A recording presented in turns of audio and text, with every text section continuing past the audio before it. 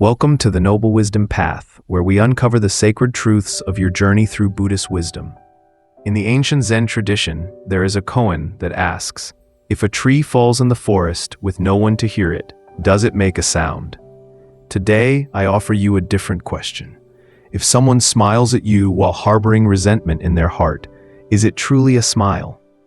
In the teachings of Zen and the silent whispers of Buddhist philosophy, we are warned not of the enemies who stand before us with swords raised, but of those who sit beside us with folded hands and hidden daggers behind their backs.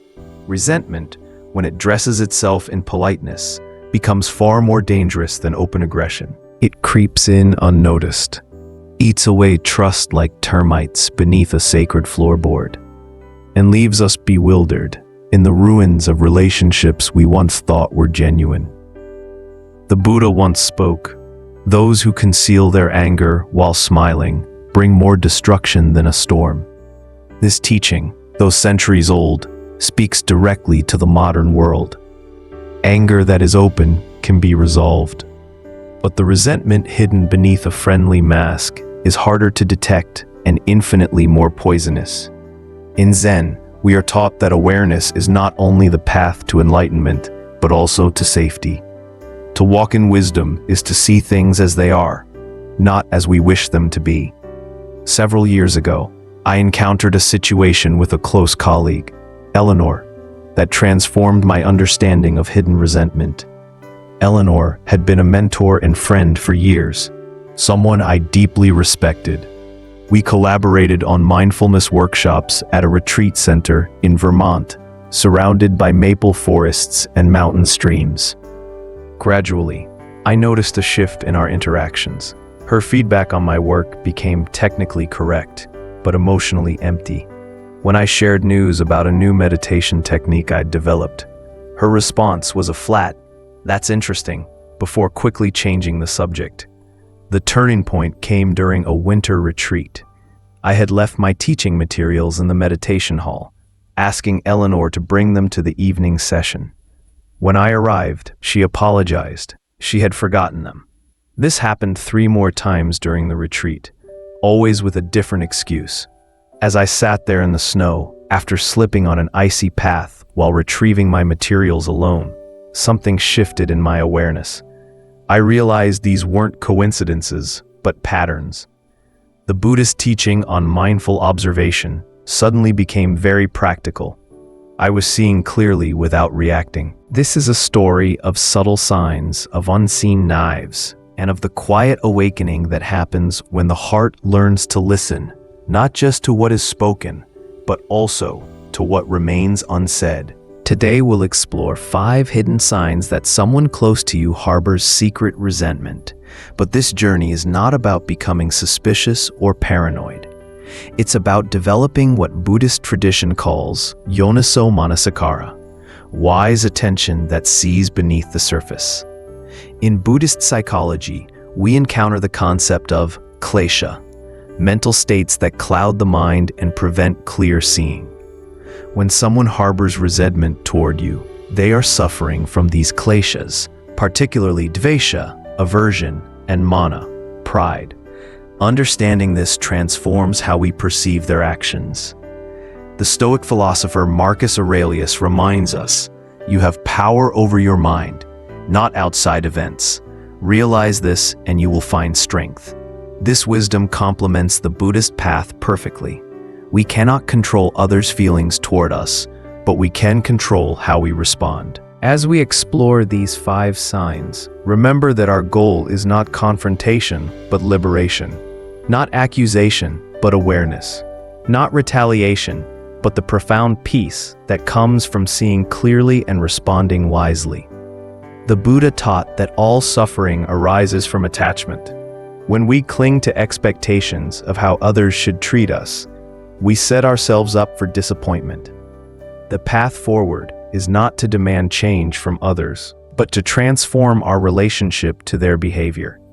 Each sign we'll discuss is both a warning and an invitation, a warning of potential harm and an invitation to deeper practice.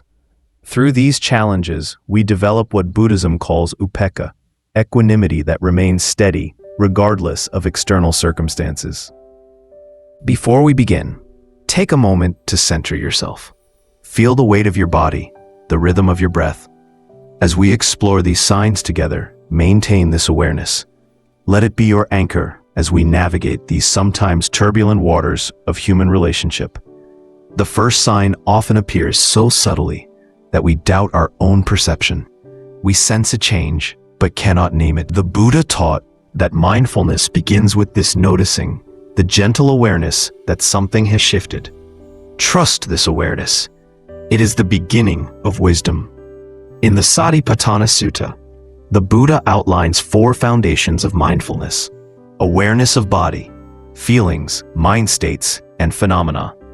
As we explore these signs, we'll engage all 4 foundations, noticing physical sensations that arise, emotional responses, thought patterns, and the larger patterns at play. Now, let us step into a teaching wrapped in story, one that will show how subtle the signs of secret resentment can be, and how clarity, peace, and freedom arise when one sees them without fear. The first sign: the silence that speaks volumes when words stop carrying warmth. He sat by the old pond each day, watching the ripples return to stillness. Silence to him was sacred, but not all silence is pure. One morning, he noticed that someone he called brother no longer laughed the same. The greetings had grown cold, not in temperature, but in spirit. Words still came, but they arrived like strangers, detached, formal, lacking the essence of connection. In Zen, we learn that the first breaking of a bond does not come through argument, but through absence of presence.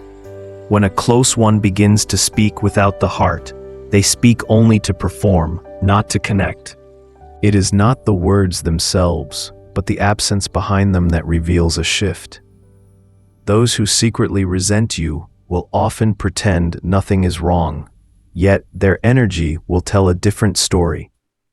In Buddhist practice, mindfulness is used to sense the emotional vibrations beneath interactions. You may begin to feel emptiness after conversations, like eating food with no nourishment. They speak, but their spirit has already turned away. A Zen practitioner learns to observe without accusing. To see this change without reacting is to remain in power. When the tone becomes mechanical, when eye contact becomes evasive, when jokes no longer feel shared, know that something has shifted in the soil of that relationship.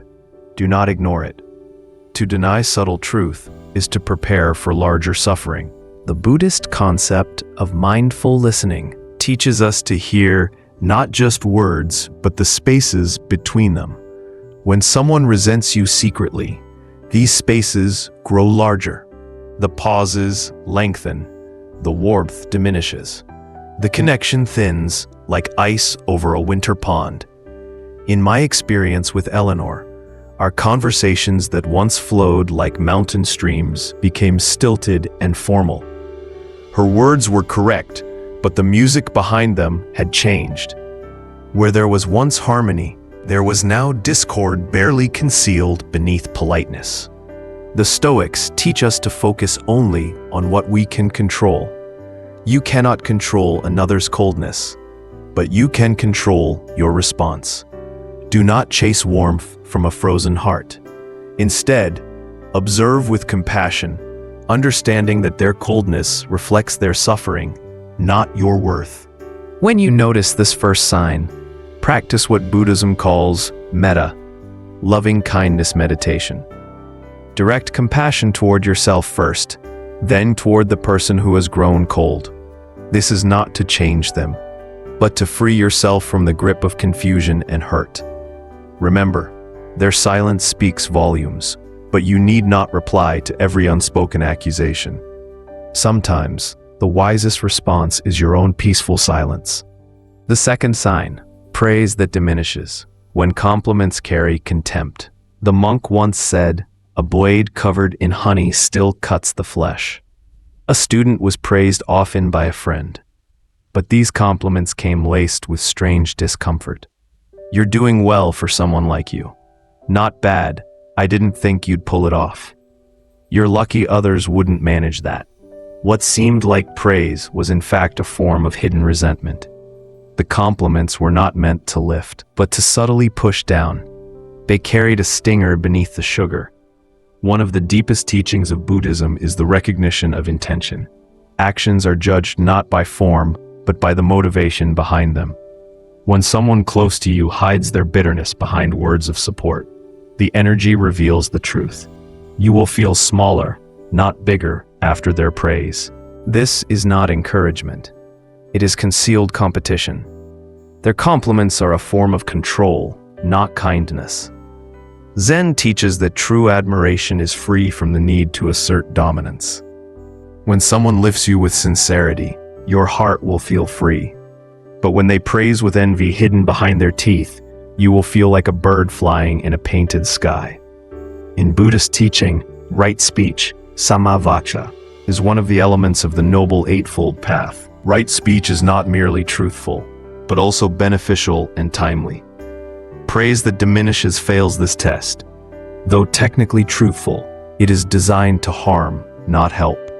The Roman Stoic philosopher Seneca wrote, "The words of the envious are soft, but how sharp are their teeth." This insight parallels the Buddha's teaching on the danger of sweet-sounding speech that conceals ill will. When you receive praise that somehow leaves you feeling diminished, practice what Buddhism calls vipassana, clear seeing. Notice not just the words, but how they land in your body. Does tension arise? Does your energy contract? These physical responses are wisdom speaking through sensation. During my time with Eleanor, her compliments began to change. "Your teaching today was quite good for someone still developing their style," she would say, or "I'm surprised how well the students responded to your approach." Each compliment contained a subtle comparison, a hidden assertion of her superiority. When you encounter this second sign, remember the Buddhist teaching of anatta, non-self. Your worth is not determined by another's assessment. Their diminishing praise reflects their own insecurity, not your limitations. Trust the way you feel.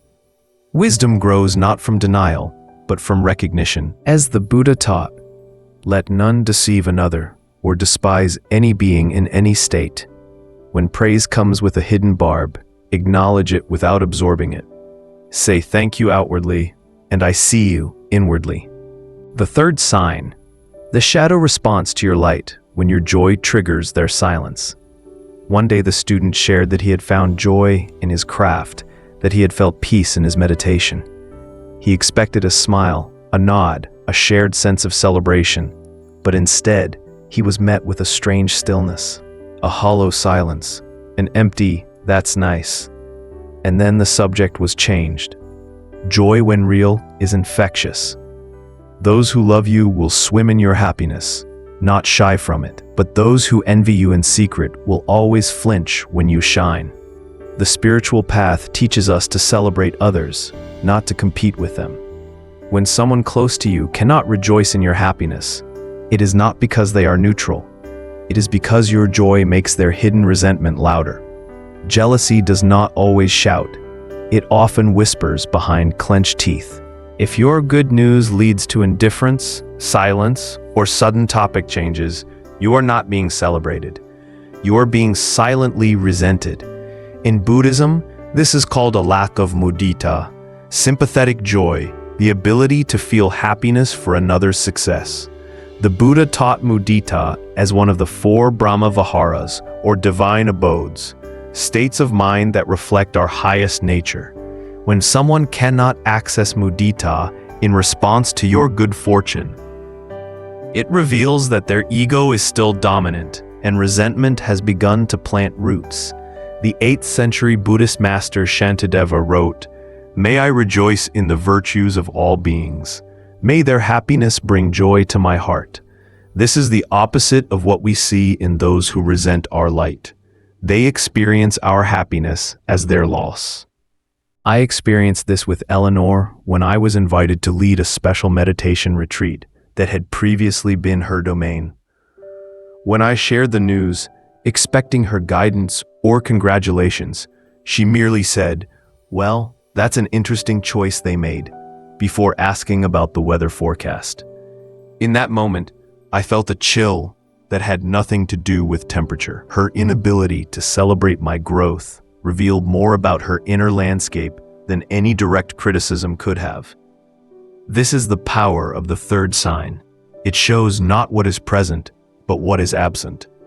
The Stoic teacher Epictetus advised, "Make the best use of what is in your power, and take the rest as it happens." When someone cannot celebrate your joy, do not diminish yourself to make them comfortable. Instead, practice what Buddhism calls karuna, compassion for their suffering, while continuing to honor your own light. Recognize who claps only when you fall. When you notice this third sign, find those who can genuinely celebrate your growth. As the Buddha taught, association with the wise is happiness. The fourth sign, patterns of accidental sabotage when they forget to support you. A student once left his tools behind. He asked a close companion to keep them safe, but when he returned, they were lost. Not once, but often. Each time there was an apology, an excuse, a strange story. Then one day, his lantern went missing and he walked into the woods alone. A root caught his foot and he fell. When he turned back, he realized those mistakes were not accidents. They were small betrayals masked as forgetfulness. People who secretly resent you will sabotage you, not directly, but in small, deniable ways. They will forget important tasks, delay your progress, let you down at moments that matter, and always they will wear the face of innocence. But Zen says, the mind that notices patterns is not paranoid. It is wise. When someone close to you repeatedly fails you in moments of importance, understand that this is a form of passive aggression. Buddhist teachings emphasize that intention cannot be hidden for long. A cup that spills often must have a crack, and one who fails you repeatedly has already made the choice to abandon loyalty. In Buddhist psychology, we encounter the concept of cetana, intention or volition. The Buddha taught that cetana is central to karma. It is the intention behind an action that determines its karmic weight. When someone repeatedly forgets to support you, their cetana becomes clear through the pattern, even if each individual instance seems innocent. The Buddhist practice of sati, mindfulness, teaches us to notice patterns without immediately reacting to them. This is different from paranoia. Paranoia sees threats where none exist. Mindfulness simply observes what is actually happening, without adding or subtracting. With Eleanor, the pattern became clear during that winter retreat. Once might be an accident, twice could be coincidence, but 4 times, each with a different excuse, the pattern revealed what words concealed. The Stoic philosopher Marcus Aurelius advised, "When you wake up in the morning, tell yourself, the people I deal with today will be meddling, ungrateful, arrogant, dishonest, jealous, and surly." This is not cynicism, but preparation, a way to remain unshaken when others' true intentions are revealed. When you notice this fourth sign, practice what Buddhism calls upekkha, equanimity. Do not react with anger or accusation. Simply adjust your expectations and reduce your vulnerability. A cracked pot cannot carry water, and a cracked heart cannot carry loyalty. The fifth sign, when humor becomes a weapon, when jokes begin to bite.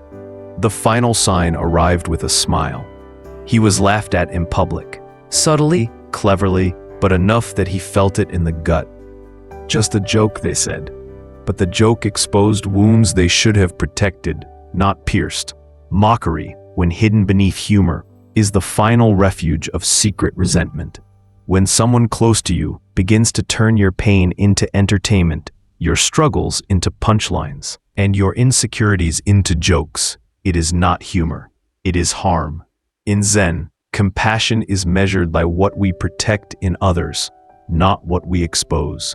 When someone uses laughter as a weapon, they are telling you that your pain is worth less than their amusement. Such people will say you're too sensitive. But sensitivity is a strength in the path of mindfulness. It is the antenna of wisdom. And when your heart hurts from what others laugh at, you are not broken, you are aware. Mockery disguised as humor is the most cowardly form of cruelty. Do not ignore it. The Buddha included harmful speech in his teachings on actions to be avoided. In the Abhaya Sutta, he explains that words that are untruthful, unhelpful, and unpleasant should never be spoken. Mockery disguised as humor fails this test. It may contain a grain of truth, but it is designed to hurt, not help. The 13th century Zen master Dogen wrote, "To study the Buddha way is to study the self. To study the self is to forget the self." When someone mocks you, they reveal that they have not forgotten their self. Their ego still seeks to elevate itself by diminishing others. During a group discussion at the retreat center, Eleanor once said, "Our friend here has such unique meditation techniques.